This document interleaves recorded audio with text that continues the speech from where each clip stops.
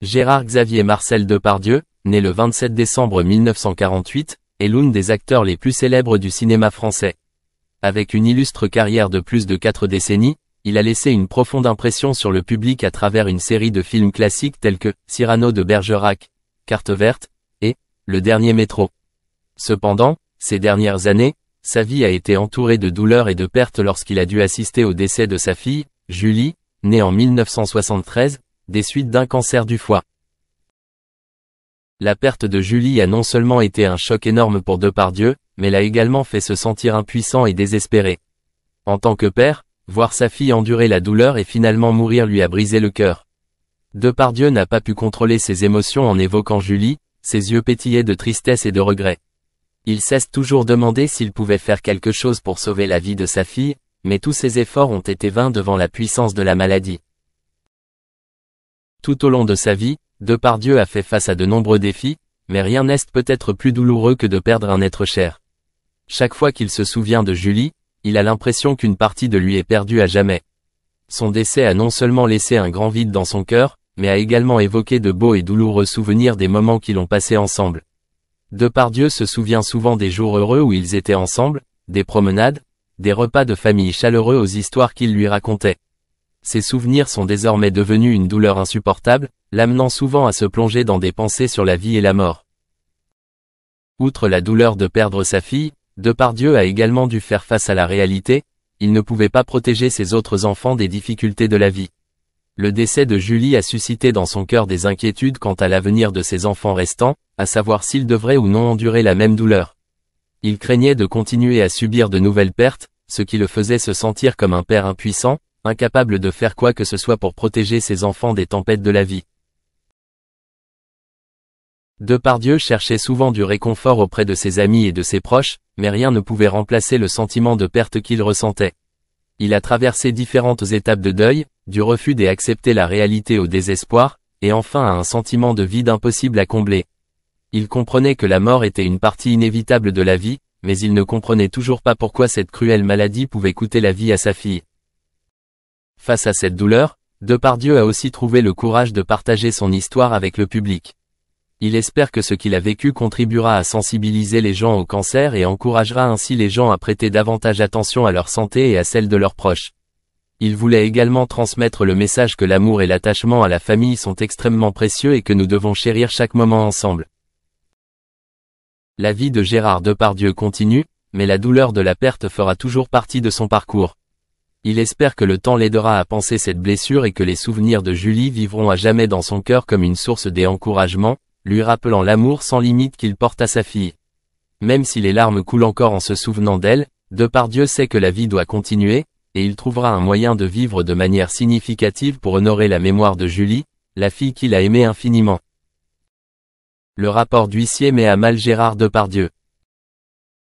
Gérard Depardieu a été placé au centre d'un scandale qui a fait grand bruit lorsque la nouvelle d'une vidéo controversée a fait surface. Cette vidéo le montre apparemment en train d'avoir des relations sexuelles avec une jeune fille à cheval. L'incident a attiré l'attention non seulement des fans mais aussi des médias, soulevant de nombreuses questions sur sa réputation et son image dans l'industrie du divertissement. Selon un rapport de l'huissier, cet incident a été enregistré grâce à des images filmées à la hâte par 3 caméras différentes.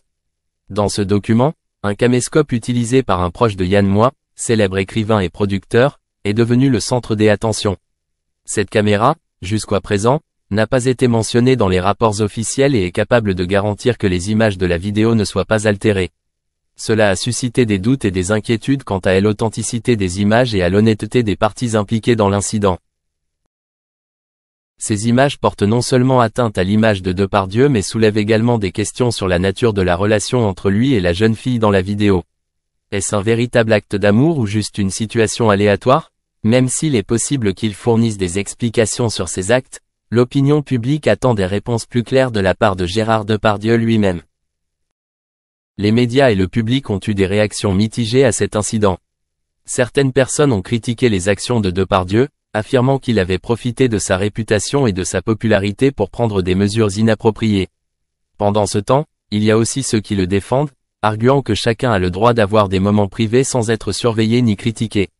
En tout cas, ces images ont terni la lumière de l'un des plus grands acteurs français. En revanche, la publication de cette information par l'huissier a également suscité la polémique. Publier ces images est-il la bonne action? Beaucoup de gens pensent que mettre en lumière les moments privés d'une personne sans son consentement est inacceptable. Cela pourrait créer un mauvais précédent pour les futurs artistes et célébrités, les faisant vivre dans la peur constante que leur vie privée puisse être violée.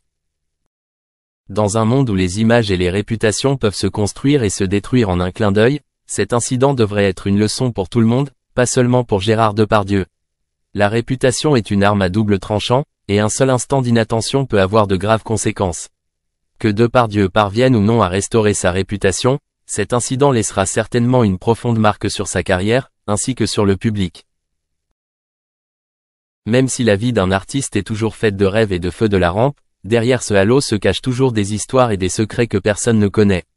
Cette affaire en fait partie, incitant les gens à réfléchir sur la vérité, la vie privée et les frontières que les gens peuvent franchir. Depardieu est peut-être un immense talent dans l'industrie du divertissement, mais il est désormais confronté à un défi plus important, comment regagner la confiance du public et restaurer son image après avoir été gravement blessé. Gérard Depardieu a fait sensation récemment avec ses déclarations polémiques concernant un rapport d'huissier sur les images de l'enquête complémentaire.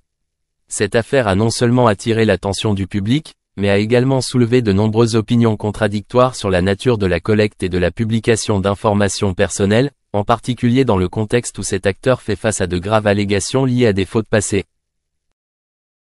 Le constat d'huissier a pointé un certain nombre d'images considérées comme complémentaires à l'enquête, liées à Gérard Depardieu. Ces images ont été utilisées comme preuve dans une enquête sur des allégations sexuelles portées contre lui. Cependant, Depardieu a exprimé son indignation face à la manière dont les images ont été publiées et à la manière dont elles ont porté atteinte à sa réputation. Il estime que publier de telles images est un acte accablant, non seulement pour lui personnellement mais aussi pour l'ensemble de l'industrie cinématographique.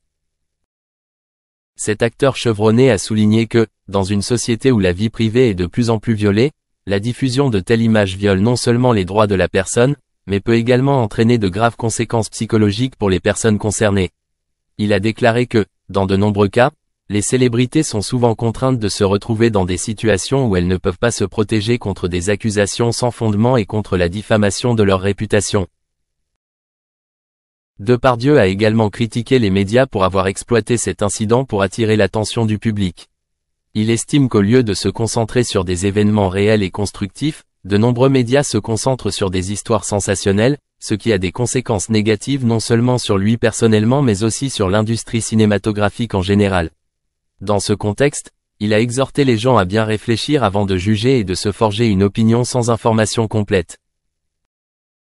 Depardieu, en tant qu'artiste à la carrière illustre, est non seulement une icône du cinéma français mais aussi une personne très influente dans le domaine culturel.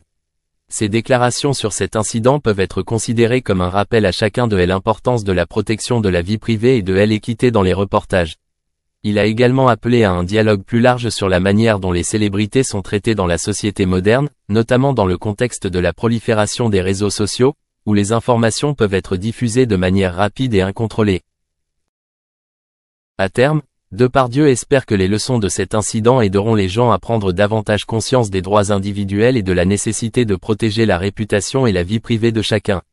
Il espère que l'industrie des médias prendra des mesures plus proactives pour rendre compte de l'actualité, en s'assurant que les informations publiées sont exactes et justes, et qu'elles ne valent pas la peine de protéger les... À Hong Kong, il se rendait fréquemment dans des clubs de filles, choisissant les femmes en les pointant du doigt à l'aide d'une lampe de poche.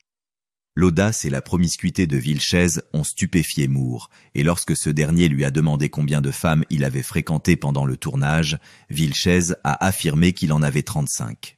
Le comportement de Vilches a fini par user la patience de Moore.